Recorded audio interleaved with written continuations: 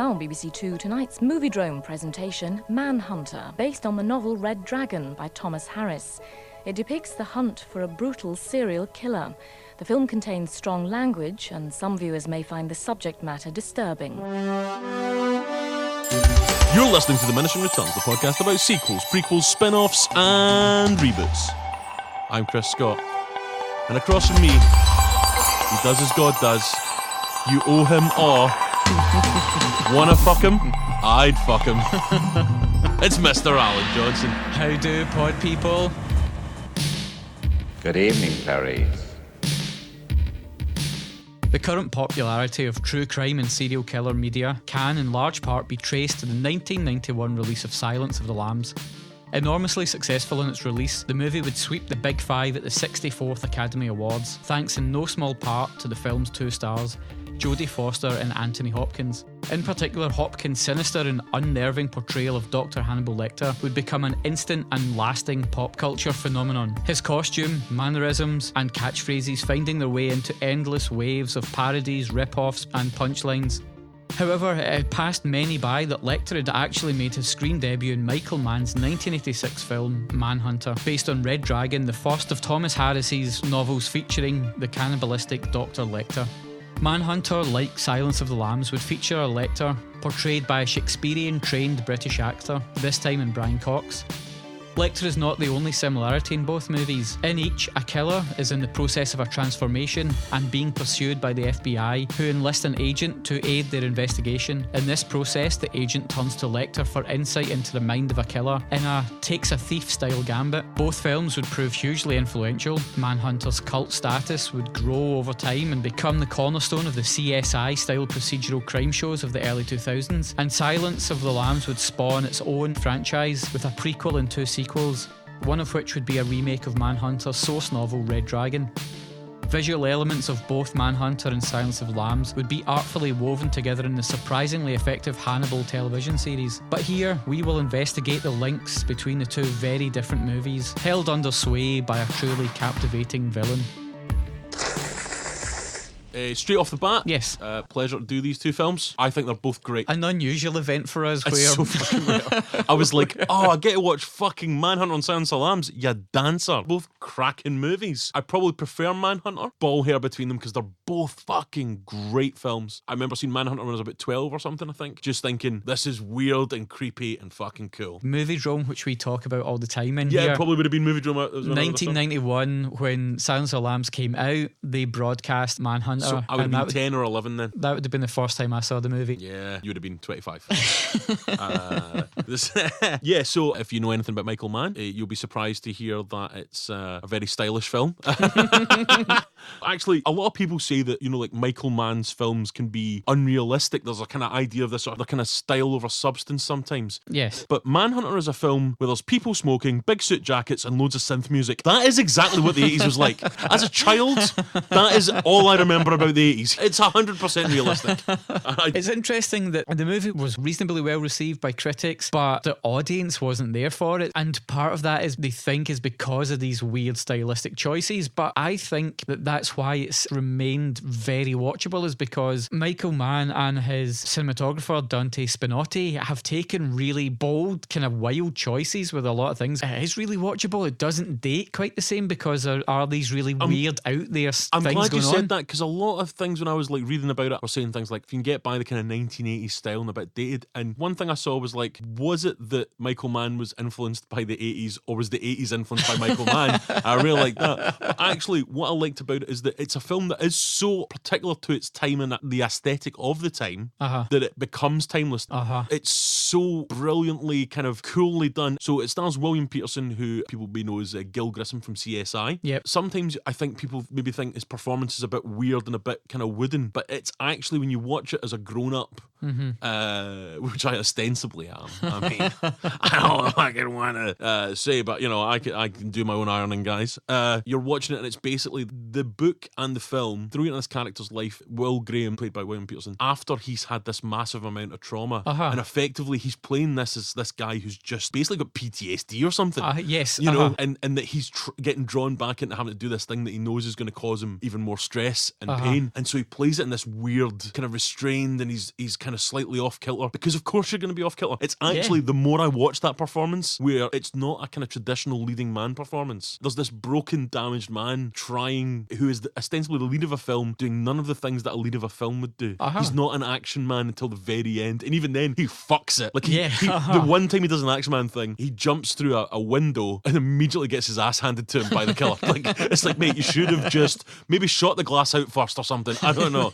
But you know, for a lot of this film, he's trying to get inside the mind of a killer, which sounds cliched, and that's another triumph for this film, is that it makes that kind of cliched, get a thief to catch a thief, get inside the mind to understand the killer, like a thing we've seen a million times and done terribly in a million films. It makes it seem fresh and interesting and cool, and actually, because it takes the time to go, like, this is the damage, that if that really happened, this is the damage it would do to somebody. Yeah. And it's just great. Like, I love Manhunter because it's so individually, this is this guy's vision of a weird, fucked up story, and we're going to make half of it look beautiful and then the other half be like a weird, creepy, beautiful dream. Odd that 1986, the actual use of the phrase serial killer isn't really in common usage. Yeah. You know, in law enforcement circles from the sort of mid to late 70s. If you've seen the Netflix show Mindhunter, the character of Jack Crawford in both Silence of the Lambs and Manhunter is based on the real life guy that Mindhunter is based on. And you know, if you've seen that show, you'll see that they don't even have a name for it. Yeah, before they profile them, they call them sequence killers and things like that. Yeah, I don't even think they say serial killer. No, he's killed 2 families and he's going to kill again. He's on a lunar cycle, that old classic lunar cycle.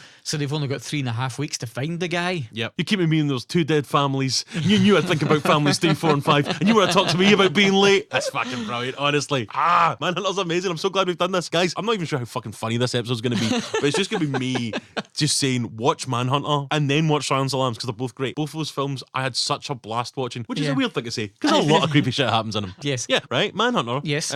Bad guy, right? Tom Noonan plays him, yeah? Yeah. Like classic cinema character actor weirdo. Yeah, and I don't know what it is about a kind of tall, weird-looking guy that is dead creepy that I thought he was quite sympathetic. I don't understand. You don't know how. I don't know why that's sympathetic to me, guys. I don't realise. Now, have you read the book? No, I've not read any of the books. Okay, right. Because also, it's like Hannibal Lector in the book's not got like a fucking one different eye colour and like a weird. He's got like 6 fingers on one hand. 6 fingers on one hand. I mean, you know, I'm starting to suspect these may not be the literary classics that people say. I was thinking today, it's funny how, well, in the case of Silence of the Lambs, it's adored, I think it's safe to say, and it's based on a pretty sleazy, trashy book. And then you've got a movie like The Godfather, which is critically revered, and also based on a really sleazy book, The Exorcist. There's a truism that I've heard, right? Yeah. Great novels make bad films, but average to good novels make great films. Like, and that makes sense, because obviously the things that make great novels great is usually, you know, the sense of being inside a character's head and things like that. Things that it's quite hard to do in film, because film is obviously a visual medium. Yeah.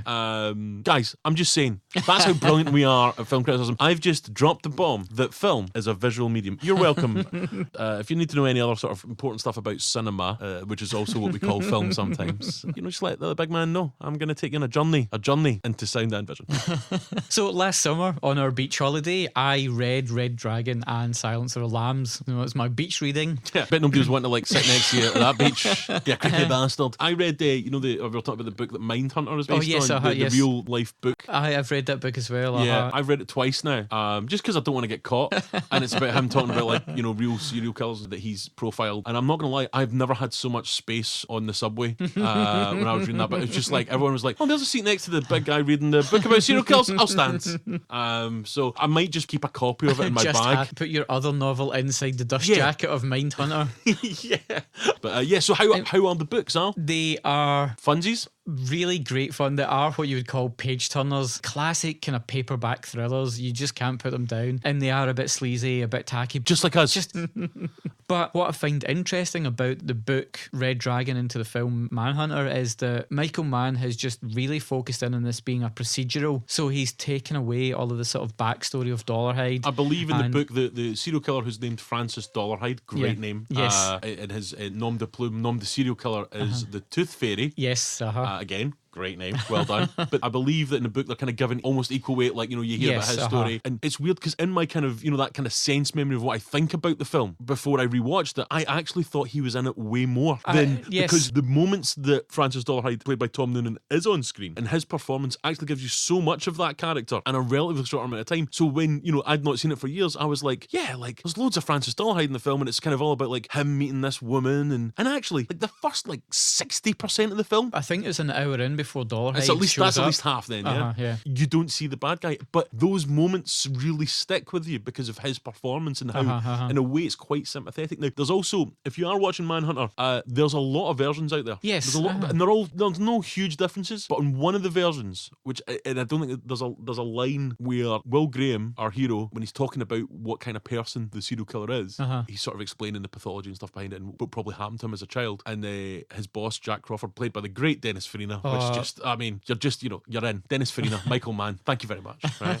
But he's like, you've got sympathy for this bastard? A brilliantly kind of written bit of dialogue where he says something like, as a child, I have all the sympathy for him in the world. This person had unspeakable things done to him to make him into this monster. But now that he's an adult and he's killing families, I'll blow his socks off if I get the chance. And I was just like, whoa, that's a brilliantly kind of, you can have that sympathy and empathy, but also like, guy needs to be stopped. And it's just like a really succinct, brilliant way to let you into Will Graham's character of being like, he's not some jock guy who just wants to kill this, but he's like, this guy's a real shame, but we need to stop this guy because he's murdering loads of families. It's such a brilliant thing. And Francis Dolarhyde, even you've seen him do unspeakable things and you know that he's an absolute loonball, you still feel a wee bit sorry for him in places because he's this awkward fucking shambling dude. Again, no idea why I find this sympathetic.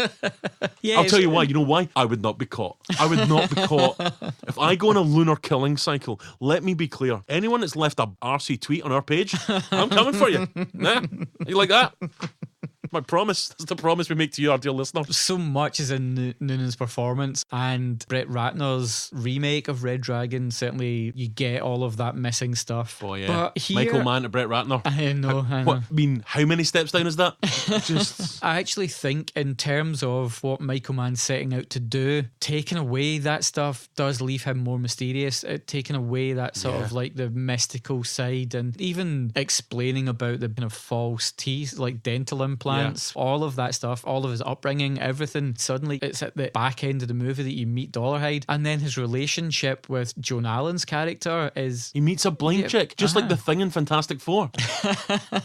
It's murder in families time. And that's so beautifully painful because Francis Dolarhyde has a hair lip. He had like palate corrective surgery, so he's very embarrassed and awkward about how he looks to the world, and then he meets a blind woman who I mean, isn't that the dream, guys? Like a hot blind chick. Oh my lord. You could be as slovenly as possible, right? And she's not gonna really know about it, man. A smoking hot blind chick is every man's dream. You know what I mean? Like, ladies, like I know there's a lot of you probably listening and want to get with me now. I was taken. Me, I'm holding out for a hot blind chick.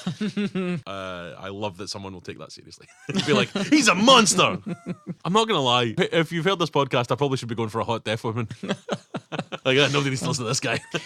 So it's that weird, really beautifully painful part of the story where he's so crippled with insecurities, and here he meets someone who's how he looks is completely irrelevant to her. There's actually a really sad bit, actually. Yeah. When they bump uglies. It's also quite sad because like he holds her hand over his face and cries, and it's just like, Jesus, man. In his life, he's never had that level of intimacy with anyone to allow his guard down to let them touch his face. I'll tell you why this happens. Right? Okay. This is why, because Dr. Chris. He's a fucking player, right? He doesn't realise it, but the Tooth Fairy Francis Dolarhyde's a player. Because I'll tell you why. What's the best first date you've ever been on? I guarantee you, it's not as good as being taken to a vet to see a sedated tiger who's about to get their tooth taken out and be like, yeah, do you want to fucking just pat a tiger for 5 minutes? An actual tiger. And by the way, we didn't sedate it for you. It was being sedated anyway. So there's not even animal cruelty, but you get to fucking hang about with a goddamn tiger.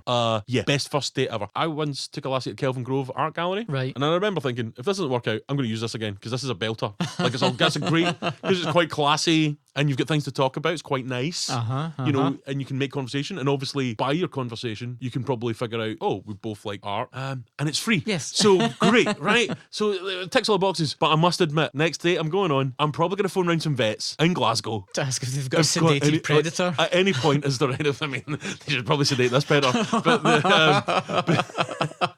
hi, is that Govan Vets? You wouldn't have to be sedating a tiger, would you? What? Hello? Bye. It's probably not gonna pan out, but my plan is, ladies, whatever level of hotness and whatever level of sight or hearing you have, come with the big man, I will try and get you a sedated tiger. That's my promise to you, the ladies that listen to Diminishing Returns, alright? It's a good job that they only have one date, because where'd you go from there? He's shot his wad, if Do so you to want to go speak. for pizza? So yeah, in the book, that relationship unfolds very slowly because he's so insecure and leads And to... also, I mean, she's like a wee bit slower because she can't see where she's going. like it takes him a bit longer to get places.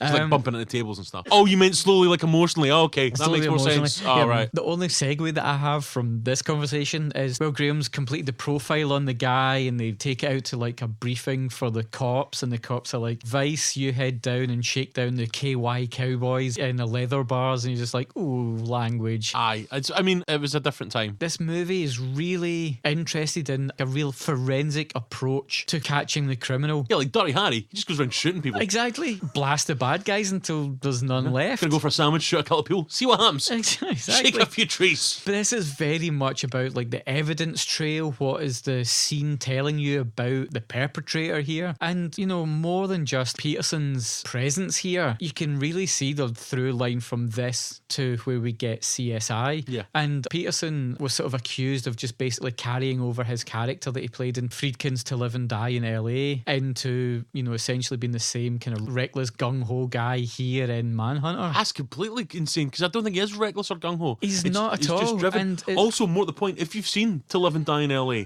it's completely different, because he is not wearing, in Manhunter, the tightest jeans known to man. And honestly, the only thing I remember about it is going, Jesus Christ, William Peterson, you're not going to be able to have kids, because those jeans are so tight. They're going to do some irreparable fucking damage. But that's how they let you know that he's like a lone wolf, reckless, bungee jumping, adrenaline junkie cop, is by putting him in like some stonewashed denim that's far too tight. Oh, it's insane. You can see everything.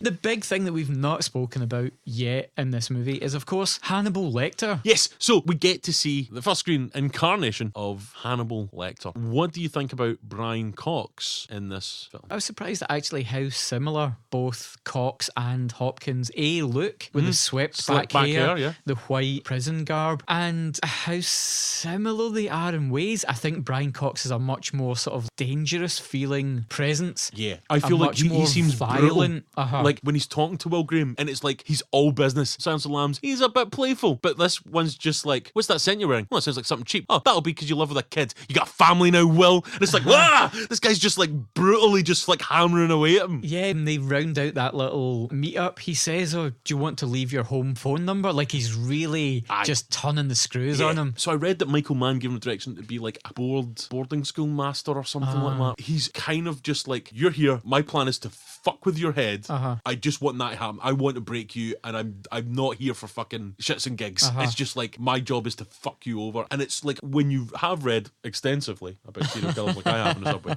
like there's that kind of coldness. There's a real coldness in Cox's, which is why it's not as showy as the one we all know from Anthony Hopkins, but there's a real almost clinical kind of brutality to it, which I really kind of dig. Cox says that he was really going for like someone who has like a real absence of empathy. That's where true evil lies, like a shark. And for him, Peter Manuel was the touchstone as far as like a kind of real famous life killer. Scottish serial killer. Yeah, one of the big two. We've got two big ones, I would say. Yeah, really violent, horrible person, just unscrupulously violent and remorseless killer. Peter Manuel, never any sense of remorse for his crimes. And you get there's a real coldness to Brian Cox, and I love that he's in this kind of antiseptic look. It's all white. It's all very clinical. Also, it's like filmed at like the San Francisco like Modern Art Museum, the High Museum in Atlanta. So it's like the coolest prison of all time. Absolutely. It's like that's fucking sweet.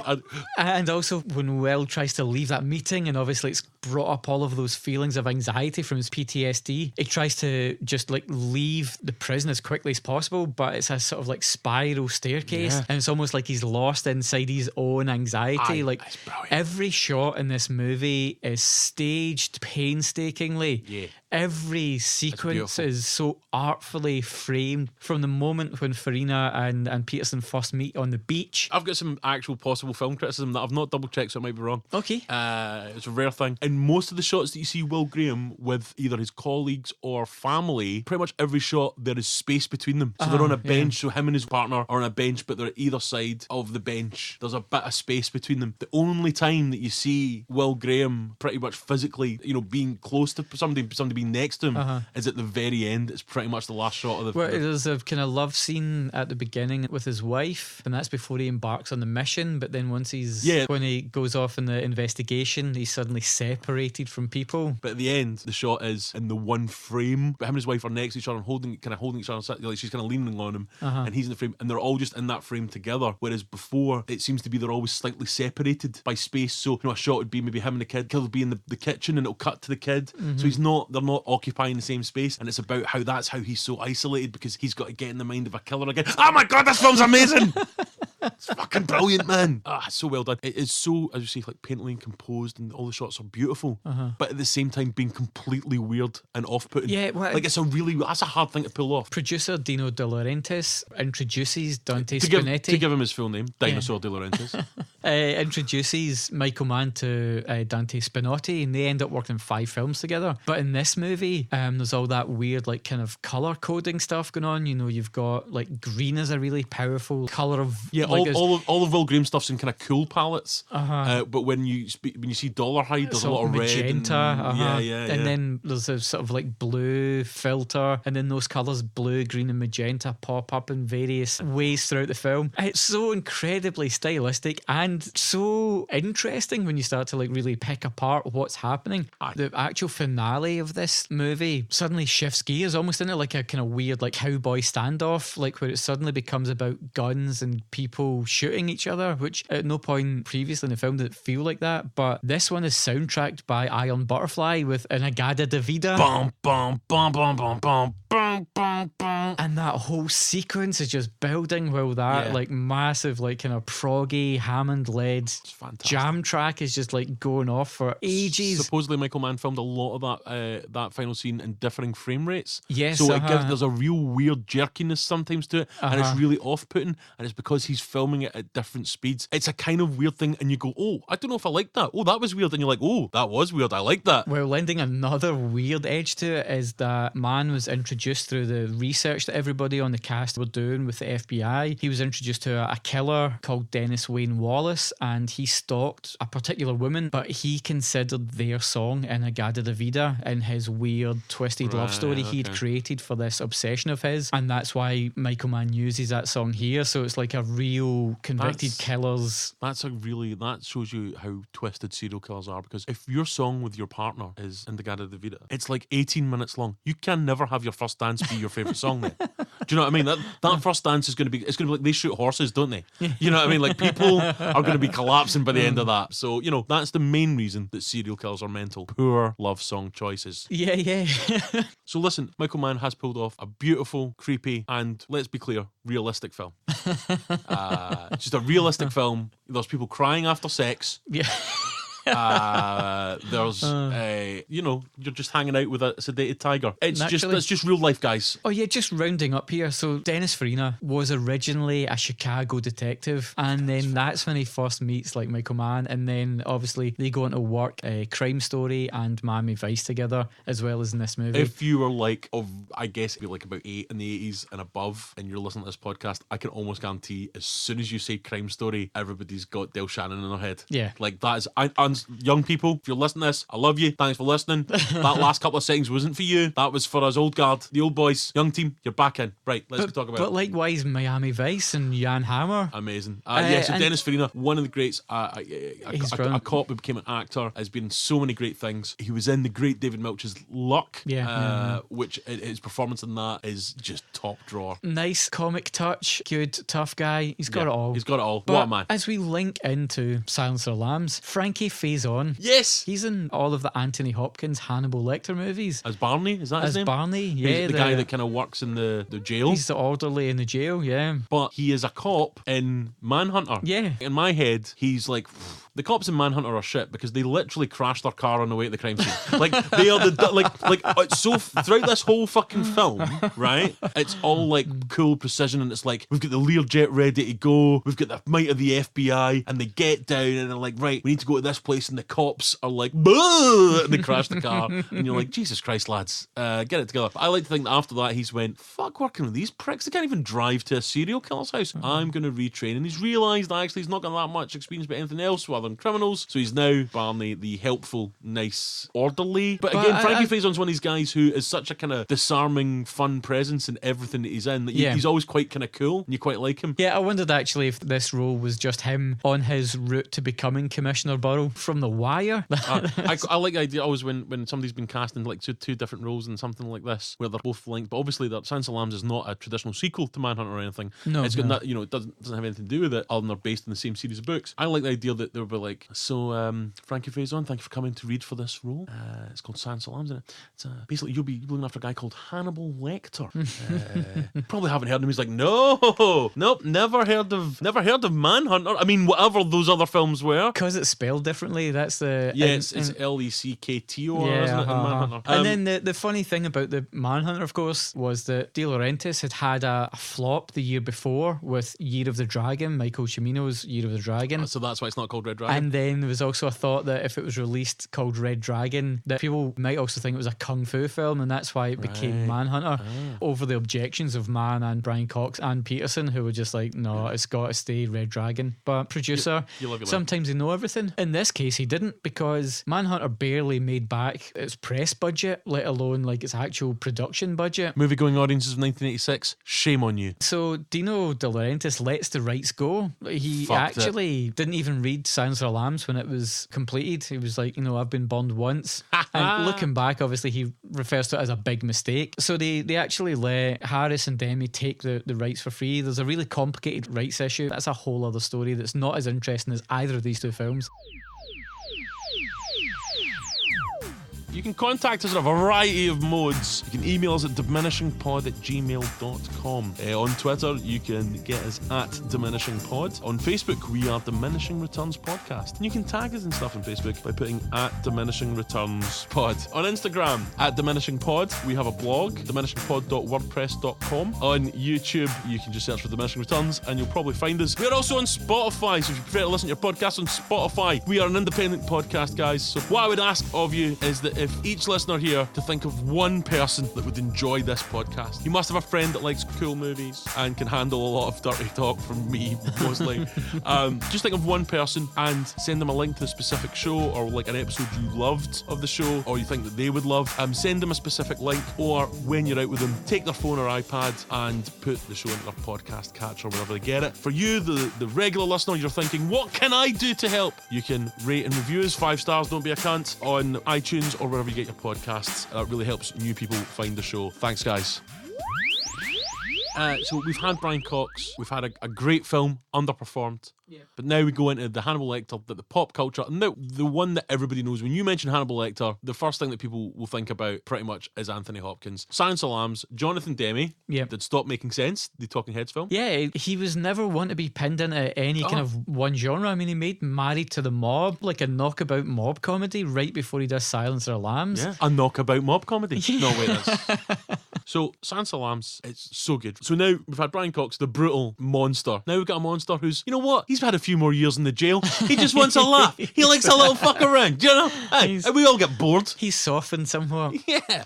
Anthony Hopkins. It's that great initial scene where Clarice Starling, the FBI agent played by Jodie Foster, right? You need to go and interview the monster, Hannibal Lecter. They go through the rules, don't get near the glass. You have to pass anything in, make sure there's no paper clips, there's no pen. And then there's a wee sort of food tray thing, and you step away, because this guy's so dangerous. And it's a brilliant point that they walk into the kind of almost, it's in a basement, it's like a dungeon Yeah, almost. yeah. Before the gates open, she's in the bit where the guards are, and there's a array of weaponry because they're like, this is fucking crazy town. We need to make sure if they get out, there's no way that they can get past us. And then they unlock all the gates, and she walks, and the camera creeps down, and it shows you there's all these other psychotic murderers in this dingy basement, this top security facility. And she walks, and just as she turns to Lecter's, what I noticed is that there's some stairs going up the other side. The corridor. I was like, wait, where's the gate there?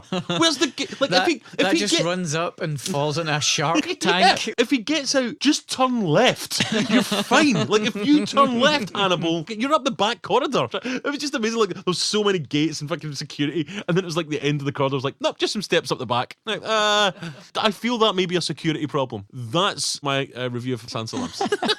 What I found out was released on Valentine's Day 1991. Lovely. This would be my second favourite first date if I took somebody to see Sansa Lamps. It'd been held back by Orion, who produced the film, because they already felt they had a movie that was going to qualify for award season. So for 1990, they wanted Dances with Wolves to be their big prestige picture. To be fair, they were right. So it knocked it into the next year's Academy consideration. And that worked as well. That's a good 2 years for Orion. I mean, mentally went bust a few years later, but you know, fun to think of it being a Valentine's Day film. It swept the Oscars, got what's called the Big Five: Best Picture, Actor, Actress, Director, and Screenplay. So it was only the third film in history to get those 5 Oscars. Critically lauded, but our old pals Siskel and Ebert, Siskel gave it a thumbs down. He said it was nasty or something. He said it was a star-studded freak show. That sounds amazing. I know. Like, if somebody was like, do you want to go see a freak show? I'd be like, yeah. Go, oh, by the way, star-studded. Like, fucking get me tickets now. This would be the third best date you could possibly have. Weirdly, in Siskel's review, he says he preferred the less exploitative Henry Portrait of a Serial Killer from the year previously. I find that film so terrifying because it is just such a mundane look at the I mean, I remember seeing it and methodology and being kind of freaked out by it, mainly because there wasn't a lot of painting in it. I was like, when are we going to get to paint this guy? What's the whole point? Yeah, well, but the thing about Silence of the Lambs, and I think some people, and I probably have been one of them, because Manhunter's so kind of groovy, you're like, ugh, Silence of the Lambs, poor. Where actually, Silence of the Lambs is brilliant Hollywood filmmaking. It's kind of Hollywood filmmaking at its best. This is reasonable budget. We've got star power attached big stars, here. This is going to be great. If Manhunter's a 10 out of 10 for me, then, you know, this is a 9.999. It's so good. Even Hannibal Lecter, I think, although there is a bit more fun and maybe a slight bit of camp and a bit of kind of playing to the gallery from Anthony Hopkins, he's still actually really fucking creepy and brutal in places. Just not as much as Brian Cox. Whereas still in Silence of the Lambs, he's still this kind of trapped force of nature almost, where he's like, the minute he gets a chance to be free, he's a brutal murderer. Hopkins' performance, it's a sort of sinister effeteness that he has. Like, he likes to find things in life, find wine and good food. He's a gourmand. You're just describing me here, mate. An appreciation of art. Yeah, like, I took a check to Gavin Grover.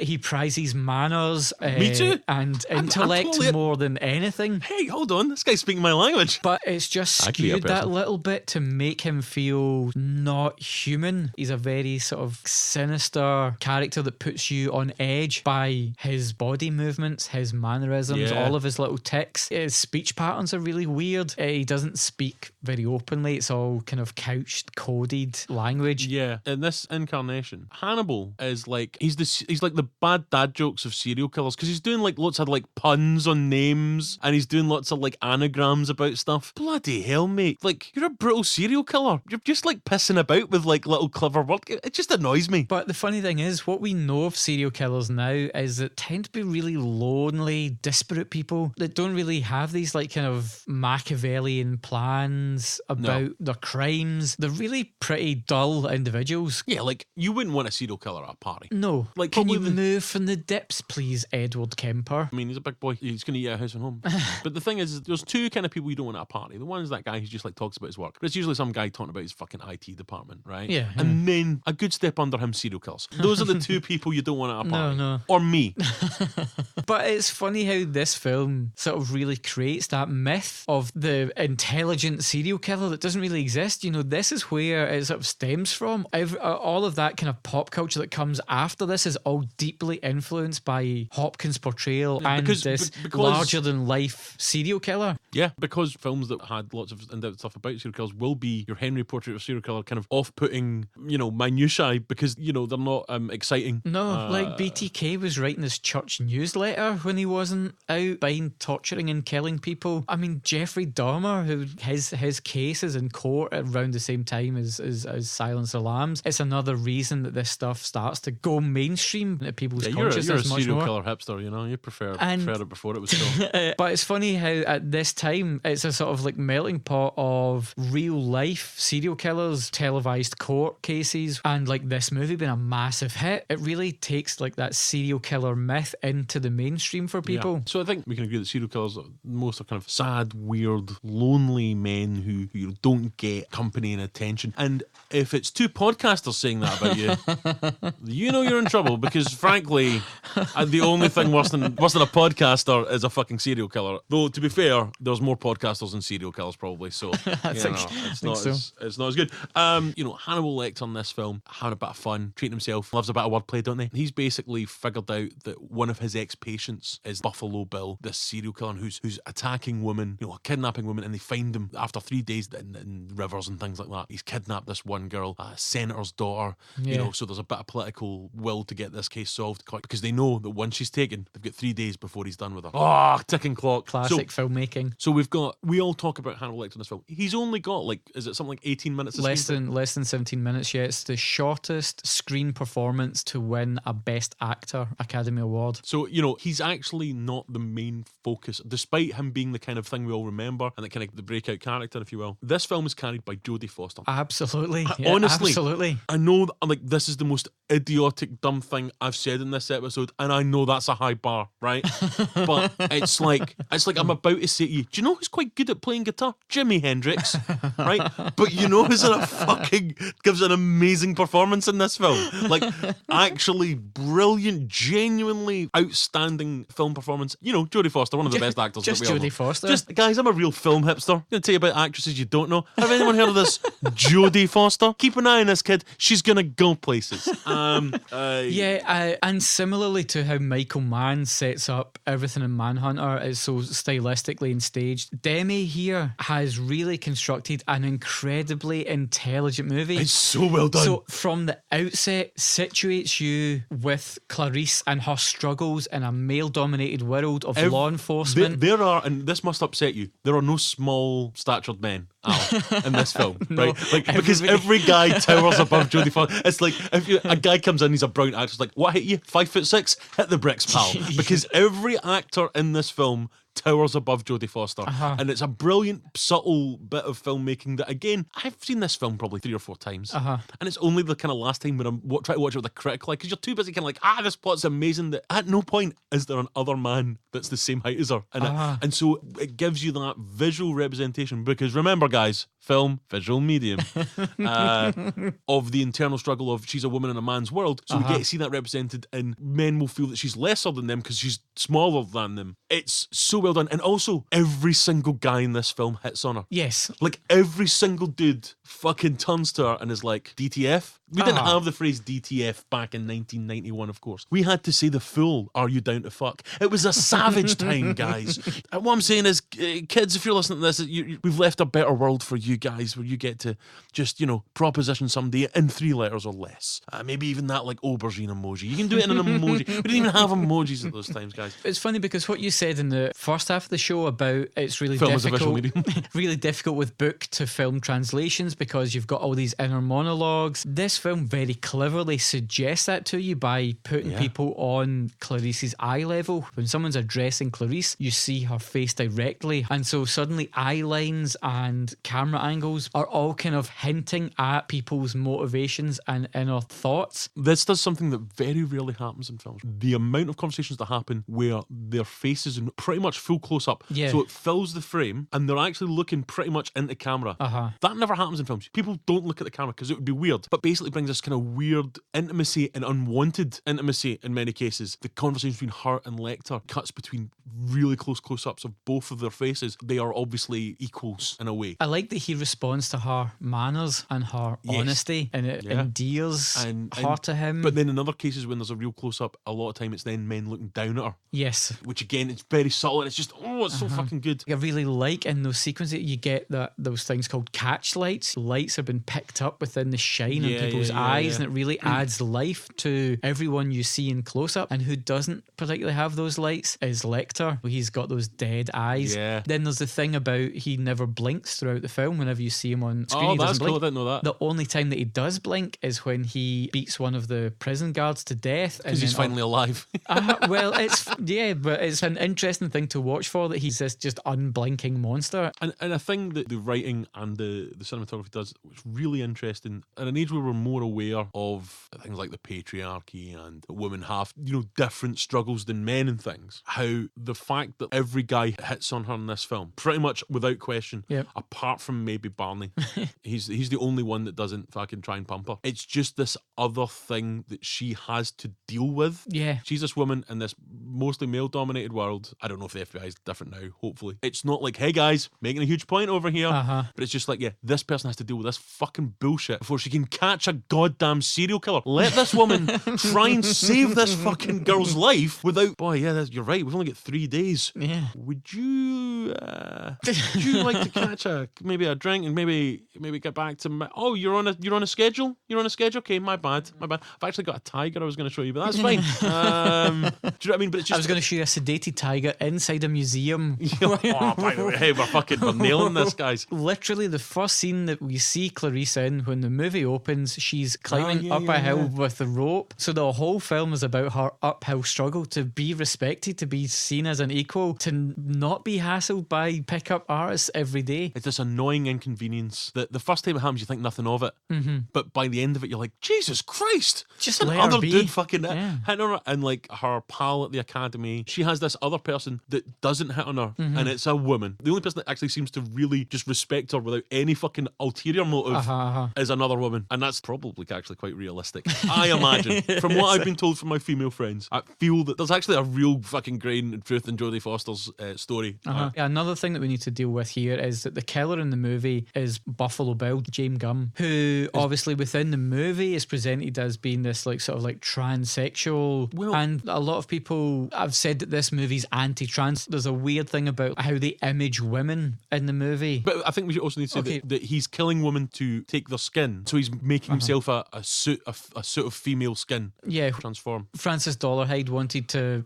assume the mantle of the Red Dragon. James Gumb wants to become this other thing. Now, in the book and in a deleted scene from the movie, it says very explicitly that the version I saw on Netflix, Lecter actually makes mention of it, that he says he only thinks he's not a true transsexual. Yeah, and I was really, because when it started I was like, great, Sans Lambs.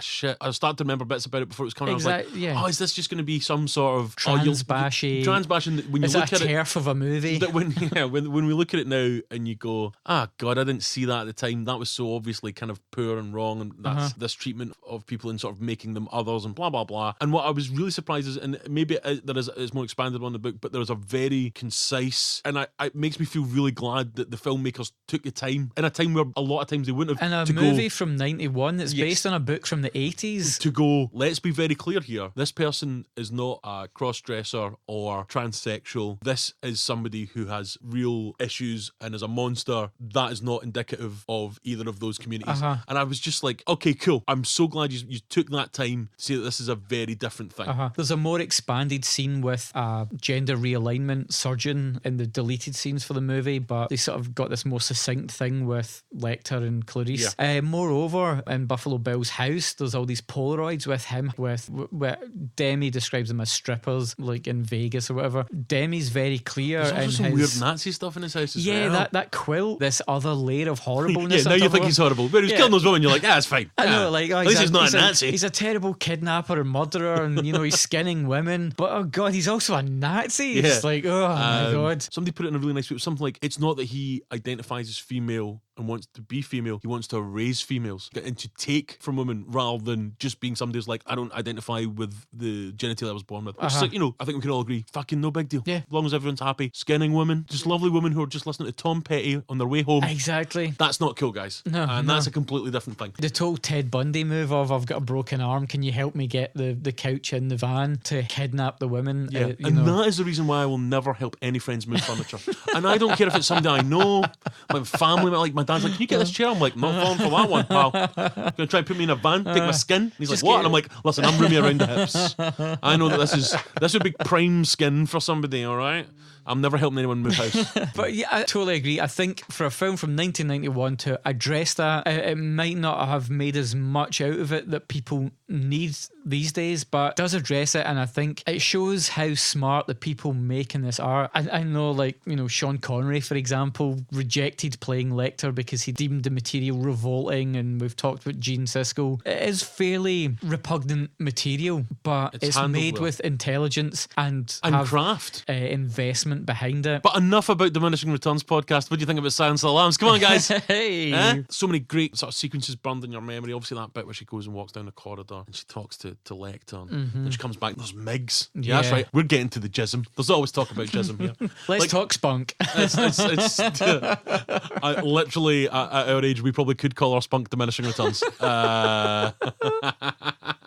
So Migs, right? Migs, yeah. Jerks off in his hand and throws it at Clarice, right? It's super gross. Like, I remember the first, like, when I was like 11, I'm like, oh, wait, what's that? Wait, what? Oh! I've not seen that in a film before, but it was an Oscar winner, so it was okay for me to see it. Do you know what I mean? It's like, it's classy, you know? It's like, it's a real, like, the way he lights the jizz. A classy money shot. Yeah, you know. On the way down, is it Migs that says that awful thing where he says, I can smell your cunt? Yes. Right? Again, an Oscar-winning film that uses the word cunt, which we love in this room. Big fan of cunt. But yeah, so she walks down and the guy's like, I can smell your cunt. If you're a guy fucking talking about how smelly a woman's cunt is, I'll tell you right now, you ever taken a smell of your buzz? You think it's fucking pleasant down there, gentlemen? Ask any woman that's been near your buzz. Ask her what she thought that smell of. It's not fucking bubblegum and vanilla down there. Men's balls are constantly this like sweaty fucking mess, and dudes want to talk about the smell of a woman's cunny. Cut that shit out, man. Migs, I'm just saying it.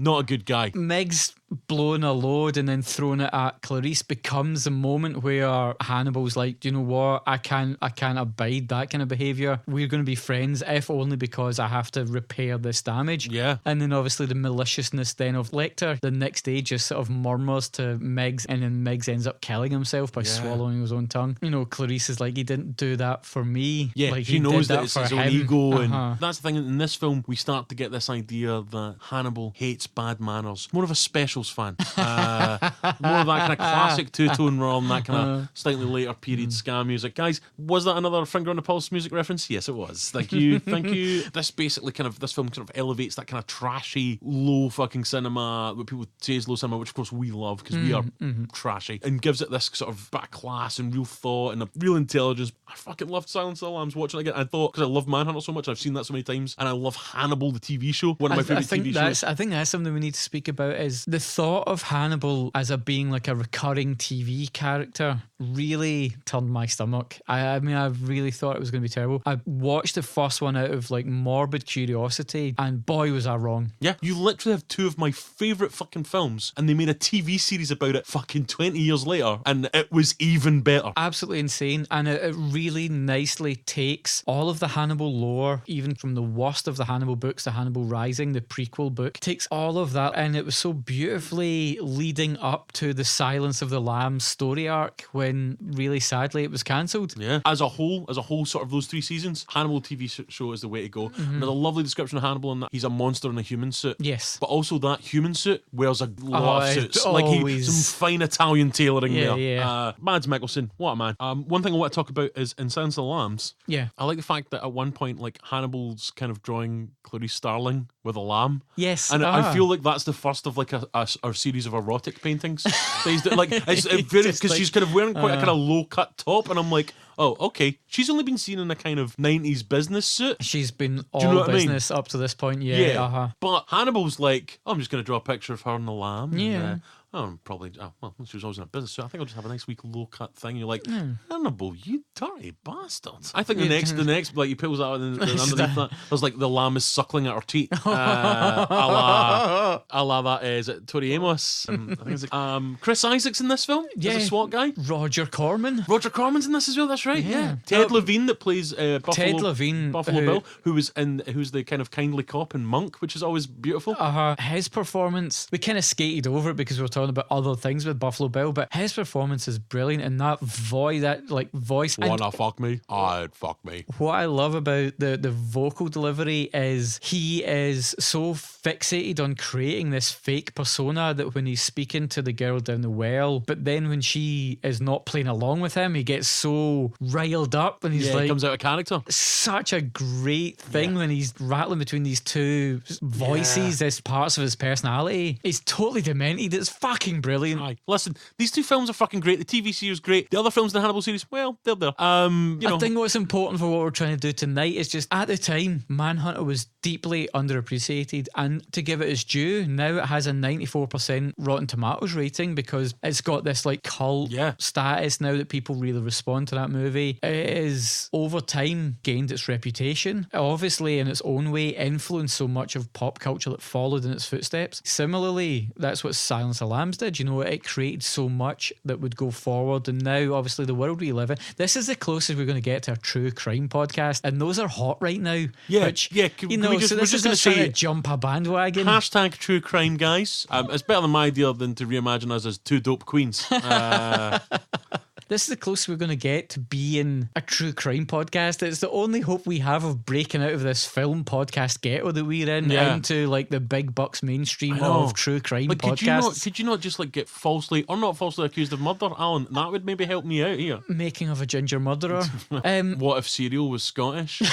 Oh no, that's one of those terrible memes that we have. But I mean, there's an argument to be made that we might not have gotten to Serial or My Favourite Murder, any of these podcast hits, Mindhunter the TV show, if not for Thomas Harris and his book series, is the basis for this like intelligent serial killer myth that all of these other like kind of pop culture outlets fed off of. Honestly, there's so much in both of these films. We barely even got, we didn't even get to speak about like Hannibal Lecter's daring escape or even the beginning of Manhunter starts with night vision footage and Silence of the Lambs ends, interestingly enough, with night vision footage as Clarice is beginning to catch the killer. You know, they seem so far apart, and yet because they're both made with very interesting directors with very strong aesthetic vision, they're much more closely connected than people would like at first glance maybe see. And I really think Manhunter deserves to be seen in the same light as Silence of the Lambs. 100%. You know, one of them got all the Oscars and the other one barely made any money, but they're both great. They both deserve your time. These films are both great. Also the soundtracks both these films are great. Not even getting into that. There's just so much to enjoy. Guys, fuck knows what we're going to do next. We might even do Hannibal next, and that's going to be, I'm not looking forward to it. Maybe that's where it's leading at some point anyway. We're definitely going to come back to we're going to come back to Dr. Hannibal the Cannibal Lector. Get our teeth into him, if you will. I mean, can you do any other terrible endings? No, I deliberately tried to avoid all of the culinary stuff. Like in my intro, I was deliberately like, I don't want to go that route. Cool. I just love Cox. Brian Cox.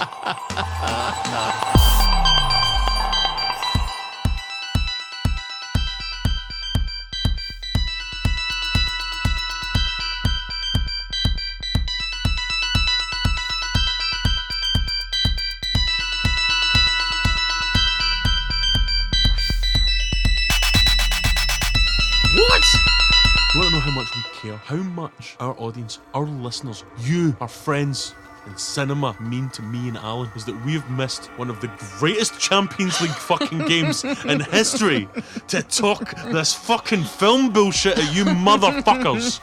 Liverpool have just beat Barcelona 4-0 in the second leg. The first leg they were 3-0 down. And I know some of you film nerds will be like, oh, they're talking about sports ball. Well, fuck you. You care about films and fucking probably Game of Thrones and shit. Shut the fuck up, right? We've just missed what was almost certainly going to be one of the best football games in history. Talk about films. Thank you for rate and subscribe. Rate and subscribe and get your pals to listen. Fucking raging with you people.